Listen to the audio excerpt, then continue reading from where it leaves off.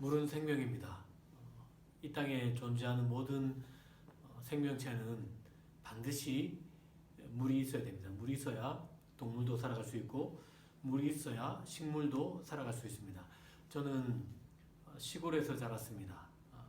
지금도 동네 어르신들이 대부분이 농사를 짓고 살아가고 있습니다. 물론 어업에 종사하는 분도 계시지만 대다수가 농사를 짓고 또 농사를 병행하고 있습니다. 농사에 있어서 물은 절대적이라고 할 수 있습니다. 물이 없으면 농사를 지을 수가 없습니다. 제가 어릴 때 우리나라에 비가 안 오면 기우제를 드리는 일도 있었고 그것이 뉴스에 방송이 되기도 했습니다. 그만큼 물은 생존에 필요하고 더더욱 농사 짓는 일에 물은 반드시 필요하죠. 제가 자란 동네는 제가 기억하는 어릴 때부터 다른 동네에 없었던 그런 기구가 하나 있었습니다. 스프링클인데요. 동네 마을 곳곳에 저수지가 있고 아니면 웅덩이가 있는데 그 웅덩이에 호스를 연결하고 긴 호스를 따라서 스프링클러에서 물을 뿌리는 그런 기구 도구가 있었습니다. 기억나는 사건이 있는데 어릴 때 비가 안 온 겁니다. 가뭄이 든 거죠. 농심이 타들어가기 시작했습니다. 왜냐하면 비가 안 오니까 이게 대책이 없는 겁니다. 그래서 거의 대부분 농작물이 다 말라 죽는 뭐 그런 일들이 있었습니다. 그런데 저희 동네에 사는 분들은 그때도 전혀 걱정이 없었고요. 오히려 또 웃고 다니셨습니다. 왜냐하면 당시 농작물이 상당히 피해를 많이 입어서 값이 올라갔어요. 그러다 보니까 아주 비싼 값에 팔 수 있었기 때문에 굉장히 웃고 다니셨던 그런 기억이 있습니다. 왜냐하면 저수지, 웅덩이에 연결된 그 땅에서 솟아나는 물이죠. 그래서 연결된 그곳에 호스를 연결하고 쭉 이은 다음에 필요할 때마다 스프링클러로 물을 주었기 때문에 가뭄이어도 전혀 걱정이 없었던, 오히려 가뭄이었기 때문에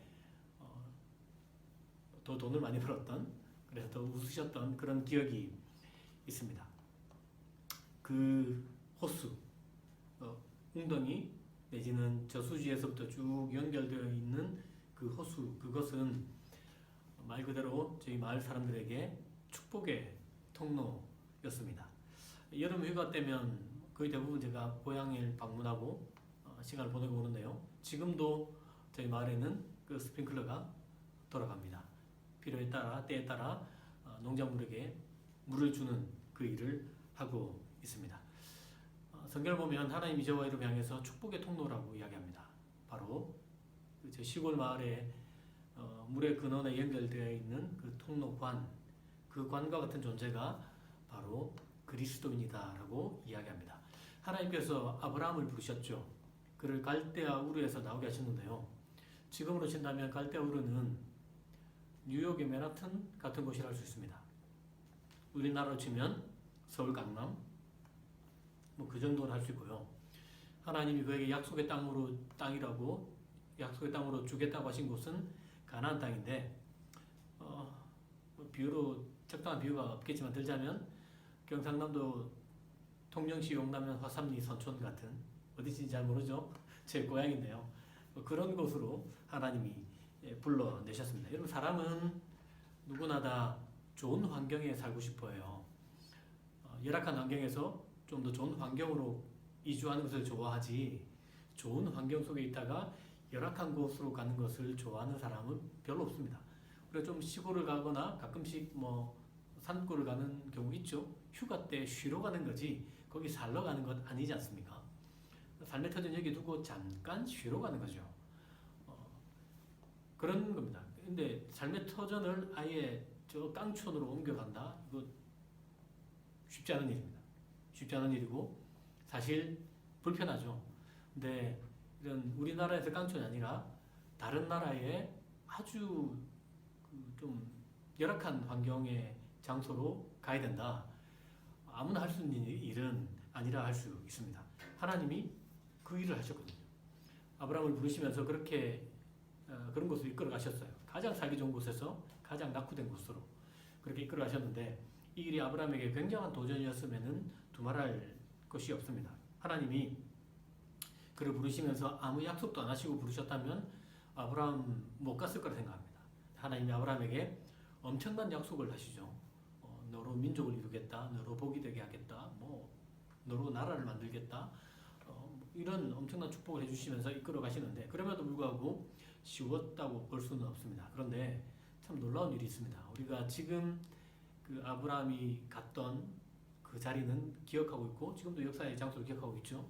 대신 그가 원래 머물렀던 갈대아 우르는 역사의 뒤안길로 자취를 감추었습니다. 1920년도 레너드 울리라는 사람이 그 갈대아 우르를 고고학적으로 발굴했는데요. 그 전까지는 실제로 사람들이 성경을 보면서도 이런 곳이 있다고 생각 안 했어요. 성경이 지어낸 이야기인 것처럼 생각했고 갈대아 우르는 없다라고 생각했는데 레너드 울리라는 사람이 고고학적으로 이거 발굴하면서 성경이 다시 성경 역사가 실제 역사라는 것이 증명된 일도 있었습니다. 그때 울리라는 사람이 했던 말이 하나님이 옳았다. 그때 당시에는 가나안은 아무 땅도 아니었고 갈대우르가 최고의 도시였지만 역사는 가나안 땅이 최고의 도시였고 최고 장소였고 이 갈대우르는 모래 파도에 묻혀버리는 그런 장소였음이 증명되었다. 그런 말도 했습니다. 역사가 이 하나님의 말씀이 바로 참되다는 것을 증명했다. 그런 말도 했습니다. 그럼에도 불구하고 이런 일이 쉬운 일은 아닙니다. 하나님이 아브라함만 부르셨을까요? 이제 질문인데요. 제가 목이 좀 쉬어서 목소리를 좀 안 좋습니다. 양해를 구합니다. 하나님이 아브라함만 부르신 것은 아니죠. 하나님은 저와 여러분을 불러내셨지 않습니까? 예수 바깥에 있던 우리를 부르시고 예수 안으로 이끌어가시고 하나님 나라 바깥에 있었던 우리를 부르셔서 하나님 나라 안으로 데려가셔서 하나님 나라 자녀, 하나님 나라 백성 되게 하셨습니다. 아브라함에게 굉장한 도전이 있고 불편해함이었는데 그러면 우리에게는 이런 시대에 예수 믿는 것이 편안하고 쉬운 일일까요? 아닌 것 같습니다. 우주선이 우주를 탐사하는 이 시대에 하나님을 믿는다는 것 결코 쉬운 일은 아닌 것 같습니다. 많은 사람들이 신을 믿지 않죠. 과학을 맹신하기도 하고 리처드 도킨스 같은 사람은 다 거짓말이다, 지어낸 것이다 라고 말하는 사람도 많고요. 또 특별히 지금 코로나로 한국 교회가 굉장한 어려움을 겪고 있는 게 사실이고요. 이런 시대에 우리 하나님을 믿는 것은 결코 쉬운 일이 아니라 할 수 있습니다. 그럼에도 불구하고 하나님 우리를 불러내셨고 또 우리에게 복을 약속해 주십니다. 아브라함에게 복을 주셨습니다. 아브라함에게 약속하신 모든 복이 성취되었음을 우리는 알 수 있습니다. 아브라함에게만 그런 것 아닙니다. 하나님 우리에게도 복을 주셨습니다. 아브라함에게 주신 복이 우리에게 이어진 복이 맞습니다. 뿐만 아니라 아브라함에게 직접 나는 하나님이 아브라함에게 말씀하신 것처럼 나에게 말씀하지 않으셨다라고 생각할 수 있지만 그렇지 않습니다. 성경에 있는 수많은 약속들, 성경을 펼쳐보면 정말 엄청난 약속들이 많이 있는데요. 그것은 그 시대에 그 사람들에게 준 약속과 동시에 지금 오늘 여기를 살아가는 저와 여러분을 향한 약속이기도 합니다. 왜냐하면 하나님이 살아계시기 때문입니다. 하나님 살아계시기 때문에 하나님의 말씀은 지금도 살아있고 지금도 유효합니다. 뿐만 아니라 하나님의 자녀된 자들에게 주신 말씀이기 때문에 성경에 있는 모든 약속은 우리 각 사람에게 주신 약속을 알 수 있습니다. 하나님 우리를 부르시면서 아무 약속 없이 부르신 것이 아니라 성경에 있는 모든 약속을 우리에게 약속하시면서 저와 여러분을 부르셨습니다. 하나님의 자녀, 하나님 나라의 상속자가 되게 하시겠다고 약속하시면서 부르셨고 하나님의 생명에 참여하는 사람이 되게 하겠다고 약속하시면서 부르셨고 예수 닮아가게 하겠노라 약속하시면서 저와 여러분을 부르셨습니다. 그런데 하나님이 아브라함을 부르신 것도 하나님이 저와 여러분 부르신 것도 목적이 있습니다.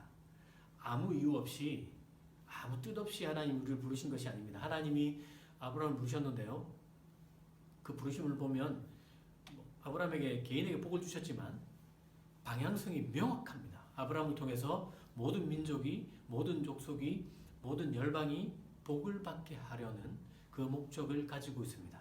먼저 아브라함이 복된 존재가 되게 하시고 뿐만 아니라 아브라함을 통해서 하나님의 복이 흘러가게 하시겠다. 이것이 하나님이 아브라함을 부르신 목적입니다.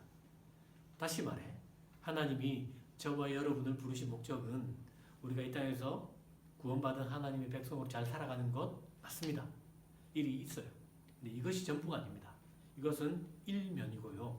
하나님 저와 여러분을 부르신 것은 아브라함을 부르신 것과 마찬가지로 더 원대한 꿈이 있고 더 원대한 계획이 있는데 그것은 우리를 통해서 하나님이 흘러가는 겁니다. 우리를 통해서 하나님의 나라가 흘러가고 우리를 통해서 하나님의 은혜가 흘러가고 우리를 통해서 하나님의 사랑이 흘러가고 우리를 통해서 예수와 예수 그리스도의 복음이 흘러가기를 예수의 진리와 하나님의 정의와 공의가 되신 예수가 흘러가기를 바라시는 그런 목적을 하나님은 가지고 계십니다.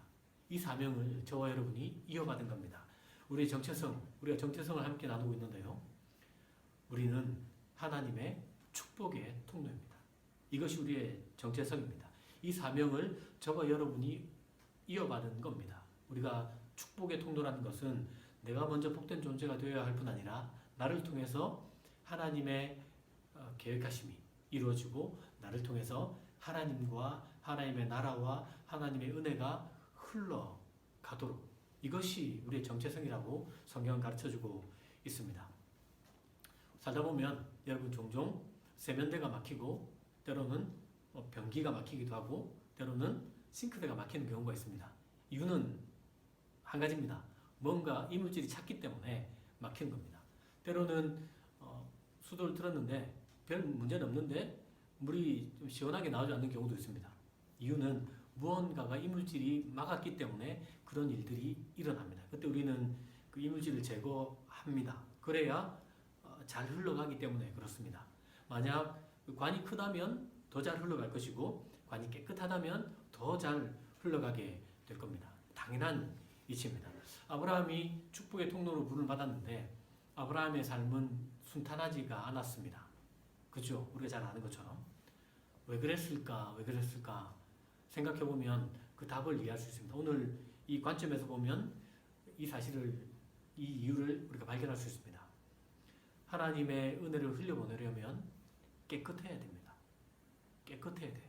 뿐만 아니라 하나님을 흘려보내고 하나님의 나라를 흘려보내려면 잘 흘려보내려면 그만한 용량을 갖춰야 되고 용량을 갖출 뿐 아니라 그 안이 정결하고 깨끗해야 하나님이 흘러가고 하나님의 은혜가 흘러가고 하나님의 사랑이 흘러가고 하나님의 진리와 하나님의 정의가 흘러가는 법입니다. 막혀 있으면 잘 안 나갑니다. 그 일 때문에 아브라함에게 고난이 있었다고 저는 생각합니다. 고난을 통해서 시련을 통해서 그가 용량이 커졌을 뿐 아니라 정결하게 된 거죠. 풀무불로 금을 또 도가니로 은을 깨끗하게 하는 것처럼 시련을 통해서 하나님의 사람이 더 깨끗해지고 더 거룩해지고 용량이 커져서 하나님을 더 잘 흘려보내고 하나님 나라를 더 잘 보여주고 하나님의 은혜와 사랑과 진리를 더 잘 흘려보내기 때문에 이런 일이 있다고 저는 생각합니다. 근데 여기서 한 가지 잊지 말아야 할 사실이 있습니다. 아무리 용량이 크고 아무리 깨끗해도 수원, 어쩌면 저수지, 무한한 저수지자 무한한 수원이 되는 하나님에게 연결되어 있지 않다면 아무짝에 소용이 없습니다. 틀어도 아무것도 나오지 않습니다. 흘려보낼 것이 없기 때문에 그렇습니다. 우리는 가장 먼저 축복의 통로인 우리는 하나님께 연결되어 있어야 됩니다. 예수님께서도 나는 포도나무요 너희는 가지니 너희가 내 안에 내가 너희 안에 있으면 모든 것이 이루어진다. 열매 맺게 된다라고 말씀하시지 않습니까? 우리가 하나님 안에 잘 붙어 있으면 자연스럽게 은혜는 흘러가게 되어 있습니다. 우리가 용량이 더 커지고 깨끗하다면 더 말할 것도 없고요. 가장 중요한 것은 하나님에게 연결되어 있는 겁니다. 하나님과의 관계성 속에서 내가 축복의 통로라는 사실을 기억하는 겁니다. 하나님에게 연결되어 있고 그러면서 우리가 더 믿음의 용량이 커지고 우리가 더 거룩하고 정결하고 깨끗하다면 그 정체성에 어울리는 삶을 살아가게 될 것입니다. 오늘날 우리가 살아가는 세상을 보십시오. 살아가기 힘든 세상이지 않습니까? 안타깝게도 코로나가 또다시 광주 지역에 교회를 통해서 좀 많이 좀 전파되어서 교회가 지탄을 하면서 비난을 받고 마치 사회에 문제가 된 것 같은 그런 부정적 인식을 심어주고 있습니다. 꼭 다 그런 것은 아니지만 그런 일들이 일어나고 있죠. 이런 시대이기 때문에 우리는 더더욱 하나님께 잘 붙어 있어야 합니다. 그래야 하나님의 뜻을 더 잘 이해할 수 있고, 그래야 이렇게 각박하고 사랑 없고 정의와 공의가 사라져버린 인간성이 말살된 시대 속에 하나님의 은혜를 흘려보낼 수 있어요. 하나님의 사랑을 흘려보낼 수 있고 하나님의 나라를 보여줄 수 있고 예수 그리스도 참 복음이자 참 사랑이자 참 하나님의 정의와 공의 되신 예수 그리스도를 흘려보내줄 수 있습니다. 정체성에 합당한 어울리는 삶을 살아가게 될 것입니다. 여러분, 우리가 이런 시대를 살아가고 있기 때문에 더더욱 우리의 정체성을 굳게 붙들면 좋겠습니다. 뿐만 아니라 하나님에게 잘 연결되어 있고 때로는 우리에게 일어나는 여러 가지 힘들고 아픈 일들을 통해서 우리가 더 깨끗해지고 거룩해지고 정결해지고 용량이 커져서 하나님 또 하나님의 나라, 하나님의 은혜, 하나님의 사랑과 진리, 예수 그리스도를 세상에 필요할 때마다 잘 흘려보내주는 그런 축복의 통로, 그런 삶을 감당하는 축복의 통로답게 살아가는 우리가 되면 좋겠습니다. 꼭 기억하시면 좋겠습니다. 우리는 하나님과 하나님 나라와 하나님의 참 사랑, 참 은혜, 참 진리, 참 정의가 되신 예수 그리스도를 흘려보내주는 축복의 통로입니다.